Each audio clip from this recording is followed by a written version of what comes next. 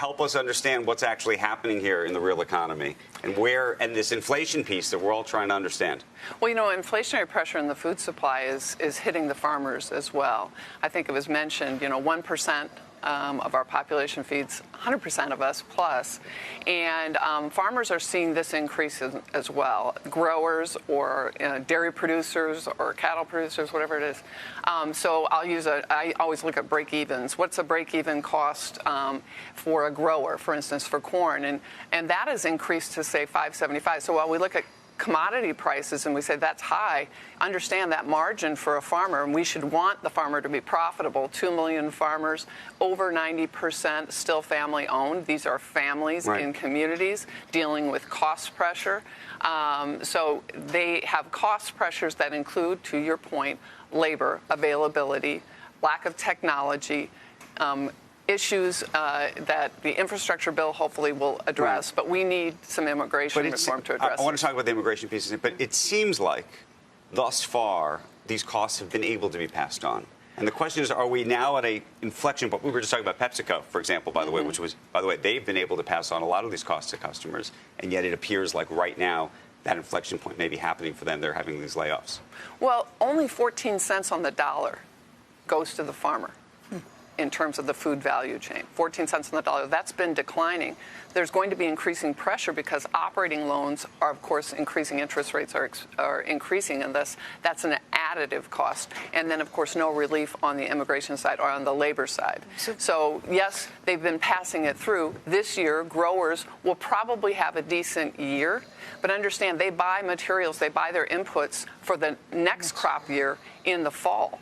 And so they're trying to position themselves for what is the other side of this. They've now hit the cost pressure that we're seeing, right? So they may have a decent year now, but they're already looking at potential declining profitability in the next year. So we're going to be talking to Doug McMillan from Walmart later, and I know Walmart is one of the big retailers and food companies that's been pushing back on suppliers, saying we can't pass these costs on to our consumers, so you need to figure out ways to do it. Is it Doug's fault? Is it somebody in the middle between? I don't know that it's a fault. I wouldn't characterize it as that. I'm going to show you tell you what I see. Land O'Lakes goes from the farm. We are owned by farmers, by rural local retailers, all the way to the store shelf. And through that includes a lot of cost elements that everybody is dealing with, and especially labor, but increasing material costs, increasing energy costs, increasing trucking costs. All of those things are part of it. So everybody is trying to make sure that is represented in the price to try to pass some of that on. But margins are being not just squeezed, but there are lost positions at different parts of the value chain. It shows the quandary of Jay Powell. Nobody wants to raise interest costs for farmers, but to slow down the entire economy, it's something we have to live with just because, but it's all related to inflation, which is also a problem for farmers. So it's like a terrible circular problem. It is. And, I think farmers are used to volatility. I always think you have to be an optimist to be a farmer, right? Too hot, too cold, too wet, too dry. Increasing trade pressure, because trade for a dairy farmer 1 day out of 7 is tied to export markets. So the strength of the U.S. dollar can impact trade, so that's a problem. You have so many different elements that are impacting the farmer. For farmer? Well, there are many things. If you see the joy that I see on the farm. It's so gratifying to see something you plant come up and feed a nation or feed a world. Only a third is butter?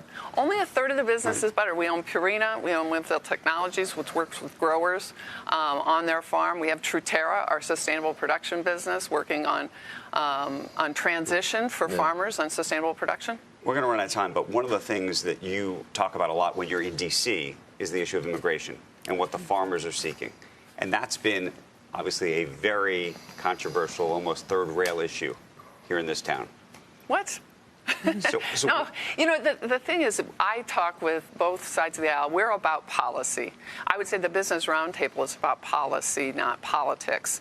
And we need labor. We need immigration reform. It's not as though the farmer hasn't tried to increase wages for laborers, but we can't attract laborers in farming. We're probably about 2.5 million workers short in agriculture. 2.5 million. 2.5 million. Probably 6 million acres didn't get planted last year because of lack of labor. Probably 20% of hand-picked produce in the Central Valley of California didn't get picked because of lack of labor.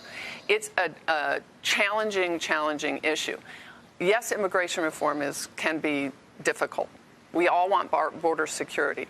But I can tell you both sides of the aisle understand the importance of immigration reform, especially as it relates to farm workers. Right now, during this lame duck, there is an opportunity for us to pass a bill in the Senate that is a partner bill to what has passed in the House already and is bipartisan, and I think it's urgent given the global food situation, the challenges that you already see from Ukraine and elsewhere.